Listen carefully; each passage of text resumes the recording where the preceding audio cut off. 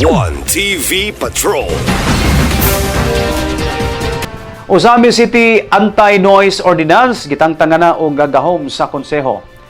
Dili na epektibo ang City Ordinance number 1216-20 o nailang Usami City Anti-Noise Ordinance nga naaprubahan o napatuman niadtong 2020. Ang pagtangtang sa gahom sa maong ordinansa pinagi kini sa repealing ordinance nga giduso ni Committee on Education Chairperson Honorable Cecil Co atol sa ulahing regular session sa konseho Enero 27. Gipasabot ni Honorable Cecil kung dili na magamit ang maong ordinansa gumikan kay epektibo lang kini niadtong panahon sa pandemya sa COVID-19.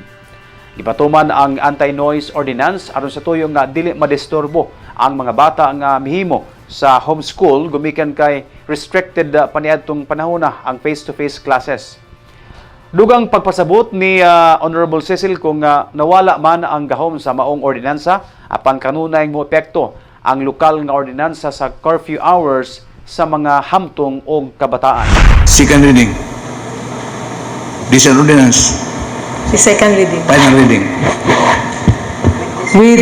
That was with reservations, Madam Chair.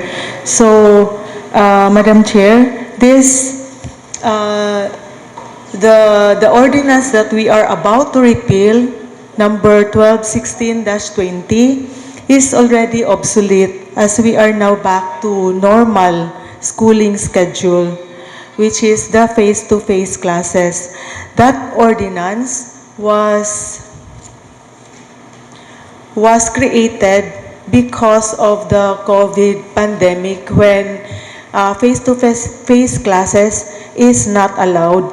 So we created a homeschooling schedule and at the same time controlling the noise around the home because